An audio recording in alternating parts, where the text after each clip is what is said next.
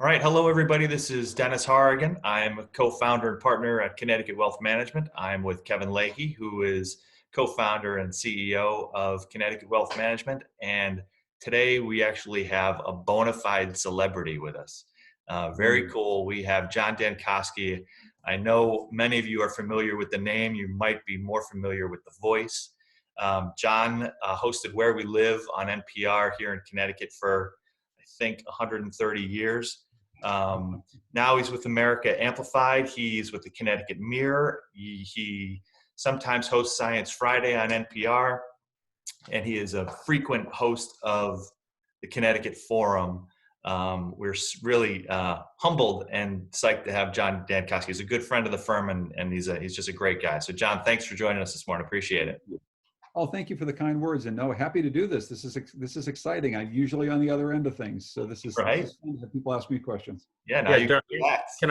Can I just jump in and ask, because again, you're kind of a big deal, and I know Dennis and I were worried, like, do we wear suits? How do we dress up for, a celebrity like you? And I think we went with the typical, quarters, because we didn't want to make a big deal. We didn't want to make you feel uncomfortable. Just wanted to, is this okay? Are we okay? I almost went with the quarter zip sweater, actually, and I decided to go with the cardigan today because it's cold in my house right now. I decided not to put the heat on anymore, and I figured it'd be a little bit cozier. So yeah, one nice thing about radio is you don't really ever have to dress up. I a long time learned that if you show up with a decent looking pair of jeans and a shirt that didn't just come out of the laundry, you can get by most days. And now we're doing everything from home too, so this is even better. This is my office. I got a microphone here. I can do almost everything that I need to right here from my office, and don't have to dress up at all. Very cool. And I think we'd be remiss if we didn't mention the playoff beard. As a hockey family, I can tell you that is a bona fide hockey playoff beard right there.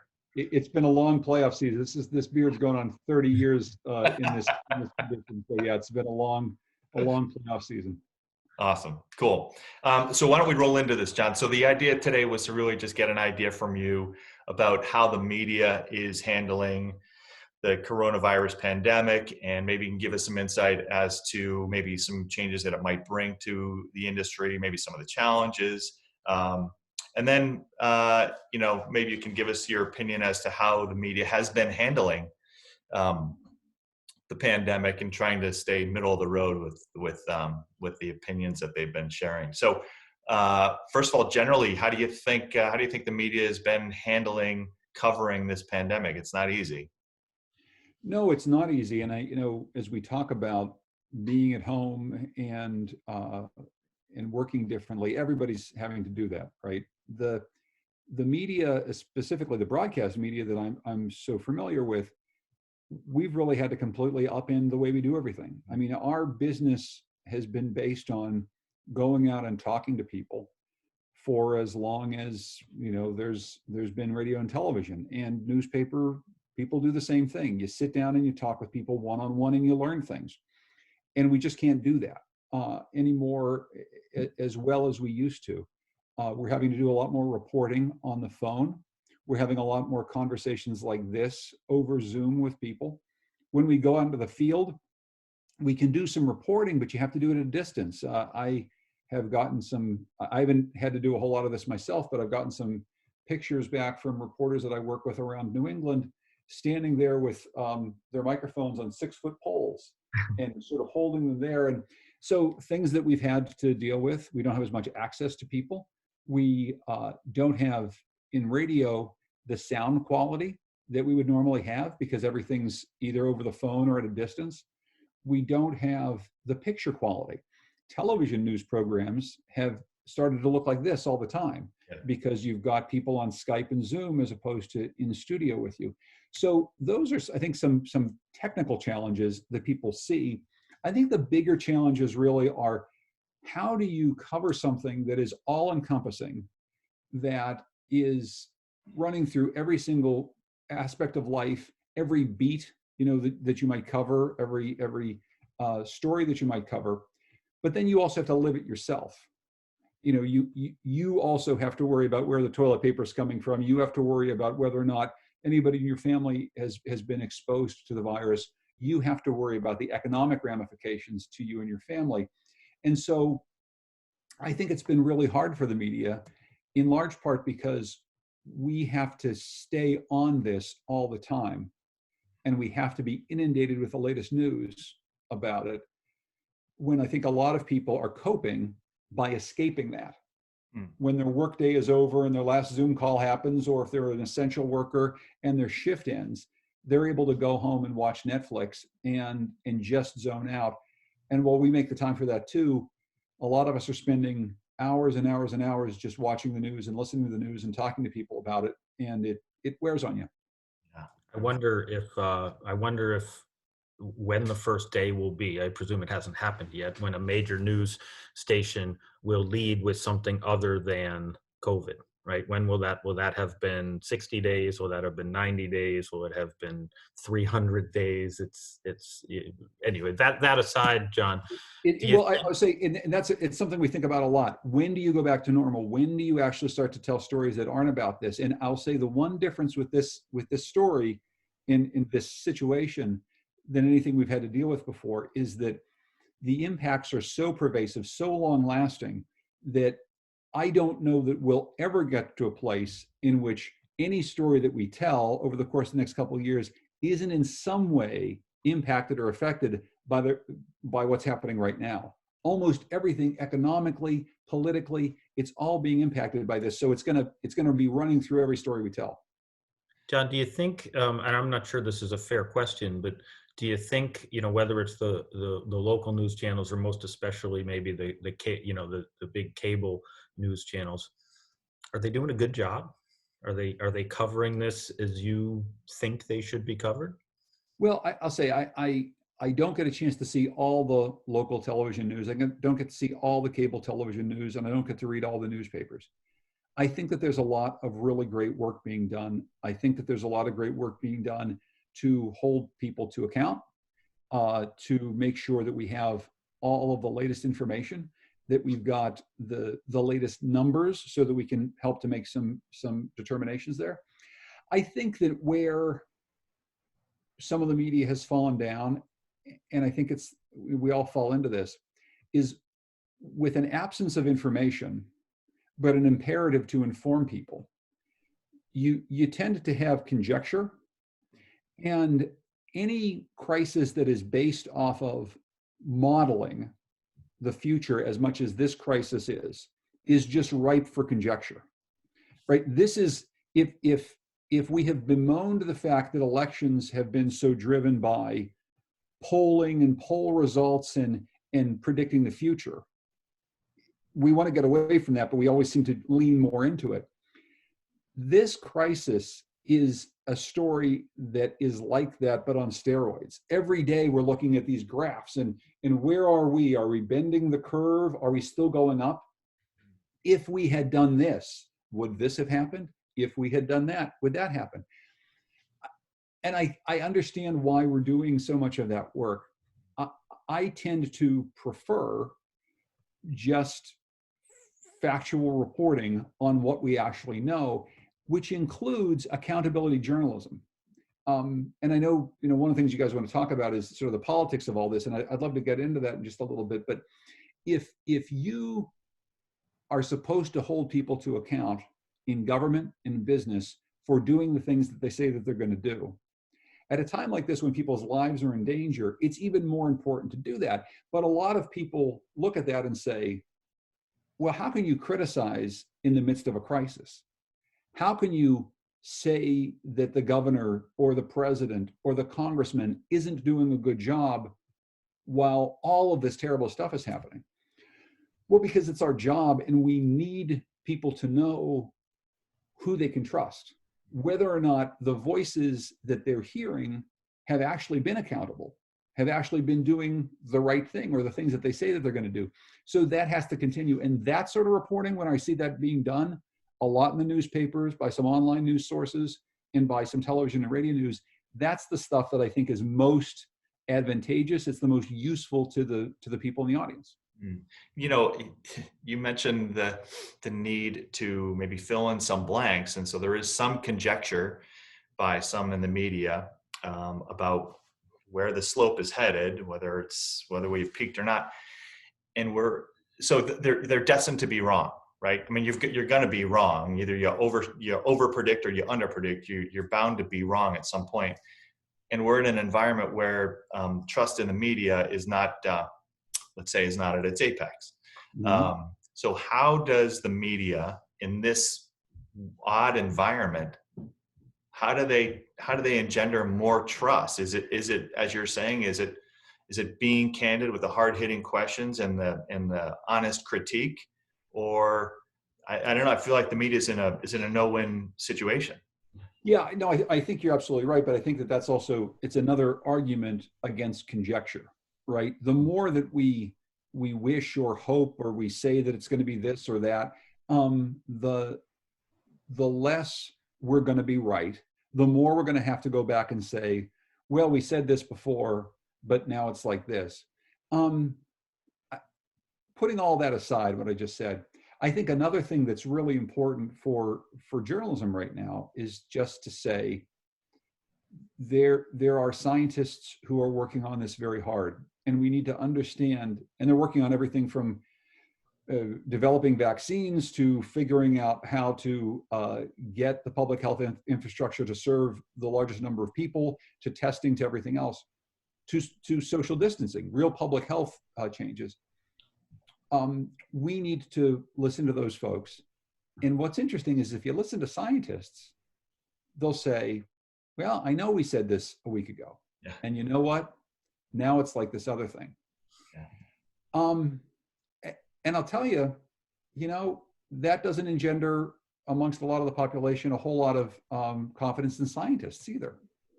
But that's how science works. That's how it's supposed to work. And so I think that's what people need to understand about this is that journalists aren't always going to be right. Scientists aren't always going to be right. Politicians aren't going to always be right. But of those three groups, two of them will always say we were wrong. And there's another group that has a harder time with that, to be frank. And I think that we have to just be realistic about that. We're going to be wrong with the things that we say. We're going to be wrong sometimes with the predictions that we make, but we have to be upfront about the methods that we use to get to those predictions, to those models. And we have to be upfront about the scientists that we talk to and understand that this is a rapidly changing situation. It's going to be different all the time. So in a environment like this, where again, I think you mentioned, right, lives are at risk, and I don't know that it's possible to overstate, right, the seriousness of it. As you mentioned, again, it touches on every aspect of our lives, and it almost seems as though if you're, at least in this day and age, if you're critical of someone on the left, then you're just another one of Trump's cronies, and if you're critical of somebody on the right, you're just another Democrat who's attacking. How can you cover something that seems like it shouldn't be overly political, right? It seems like a pandemic shouldn't be over political. How does that affect the way you report? Does it affect the way you write a story? I'll tell you, no. I mean, the answer is always the same. The truth is actually a currency that is a standard that we should all try to achieve at all times. It is the most important thing we have as journalists. It's the most important thing we have as people, right? There's actually a truth out there, and we're going to try to aim at that truth. The criticism of the media, by and large, over the course of the last, not just a couple of years, but most of my career, isn't that John is critical of a Democrat, and so therefore he's a Republican toady, or the other way around. It's frankly that I have said something or reported something that someone just doesn't like. They don't like the truth that is being reported. And there's nothing I can do about that. nor should I try. Now, I think we all need to, whether it's during the pandemic or any other time, guard against the reality that we all have our own biases and biases. We all come into everything with a bias, and we should acknowledge that. We're not going to be, as individuals or as reporters, completely without any sort of bias. So why should we pretend that we are? We also need to not be worried about what people are going to say, because the goal is to get to that truth. If a politician is lying and saying something that is potentially dangerous and harmful, it's not a political issue to say that that's dangerous and harmful. It's actually a political issue if we don't. If we don't actually say the words, this is something that is potentially going to cause a problem. And I think that that's just the reality of life for journalists. It's a reality of life for everybody. We're going to point out some inconvenient truths for people, and people can make their own determinations as to whether or not this is something to listen to or not. I will say one other quick thing, though, that the media also, as we try to fill up all this airtime and all this space, we do have a bit of a false equivalency problem at times. There has been more attention paid to the handful of, and I'll use a polite word here, numbskulls who are gathering at state capitals around the country, protesting the fact that they can't go back to their normal lives. Some of them carrying weapons to make their point. Those numbers are very small. They're in the dozens or hundreds compared to the thousands and thousands and thousands of people who in polls have actually told newspapers like the Boston Globe, we're pretty happy with living the life that we're living right now if it'll mean that more people's lives get saved. There's a Boston Globe poll from a couple of weeks ago that just at the start of the real crackdown on public life, 80 to 90% of people are like, we're okay with this if it's going to head in a good direction. And we have to not cover these things in a false equivalency and say, well, there's massive protests happening at Hartford and in Boston today, and treat that like that matters. Yeah, it matters. And yeah, we have to pay attention to it, but that's not the most important thing. The most important thing is the millions of people who are actually following directives of smart scientists and public health experts and staying home and socially distancing so that we don't continue to kill people unnecessarily, right? So that's part of our job. So I think a lot of us business owners, et cetera, you're a business owner yourself, you try to get through this pandemic, and try to figure out, is there something that we can learn from this that can make us better when we come out on the other side? Is there something that the media is going to take away from this that's going to make them better?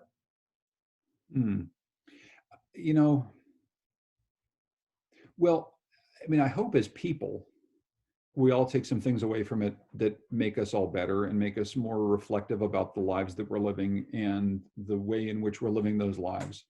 For the media specifically, I mean, it has changed a lot about the way that we do our job. It has changed our ability to go out and talk to people. I hope that when we're able to go out and talk to people again, we don't just sit in our rooms and virtually talk to people, that we actually do go out and do that again. I do think that we've learned, and in some of the projects I'm working on, that gathering together the voices of lots and lots and lots of people who have a lot of brilliant ideas and aren't necessarily experts themselves in anything actually helps us understand the world a little bit better than talking to a smaller number of expert voices who maybe have some expertise but don't actually represent such a wide variety of opinions. I mean, that poll that I just talked to you about, it suggests to me that a whole bunch of people from a lot of different walks of life believe that we actually have some commonalities and that we have the chance to work together to a common good. And that's actually not something that was part of the public discourse over the course of the last couple of years. The public discourse over the last couple of years is, we're divided, we can never get together, it's either left or it's right.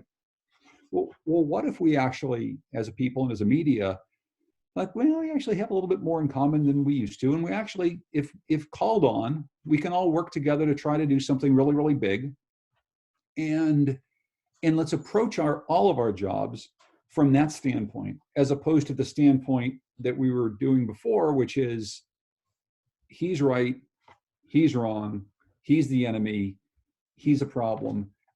I think that there's something that comes out of this that I think is potentially better, hopefully for society, but definitely better for the media in terms of the way we perceive covering society. Yeah. We didn't even talk about, we could spend a whole day probably talking about the business of media and how this has been really, really challenging, right? You've got the media working as hard as ever. You've got a ton of viewership. You've got a ton of digital sources of media, yet advertising is way off. I don't know if that will change the equation also, but that's, I know that's something that is also, that you have your fingers on the pulse of that. That's going to be a big challenge from the media. Yeah, I mean, I'll say quickly. I mean, I think this has exacerbated the problems with newspapers. Newspapers were already struggling. The newspapers that hadn't been bought up by gigantic hedge funds are struggling, and the ones that have been bought up by gigantic hedge funds, this is a perfect reason for them to lay people off. We've seen, newspapers across America, the storied Cleveland Plain Dealer just essentially being ripped apart.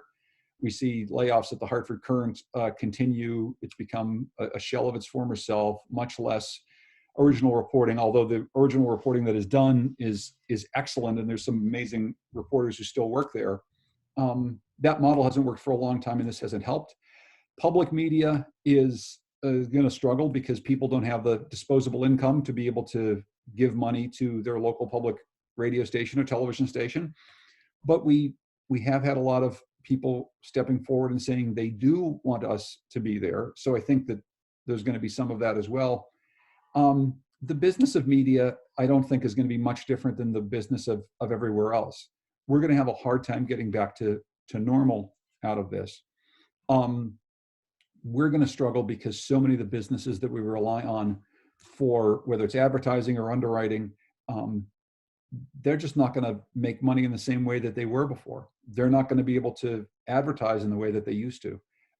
And we're going to have to deal with that. It's why, in some ways, public media is set up a little bit better than the commercial media to withstand some of these, tumultuous times.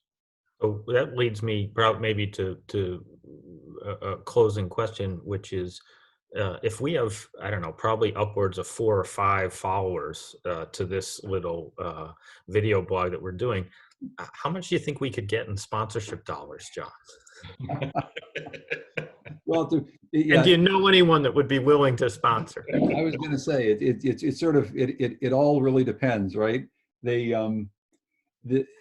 I'll say, you make a joke, but I will say the ways in which we valued media, especially in the digital age, maybe aren't the right ways to value media.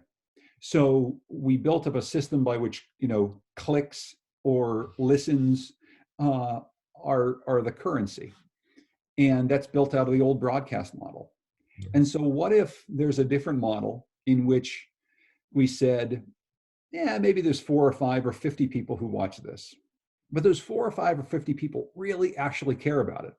The way that you'd care about going to a Red Sox or a Yankees game, right? I mean, you don't think anything back in the day when we could do this of plopping down, a couple $100 for your family to go see a ball game.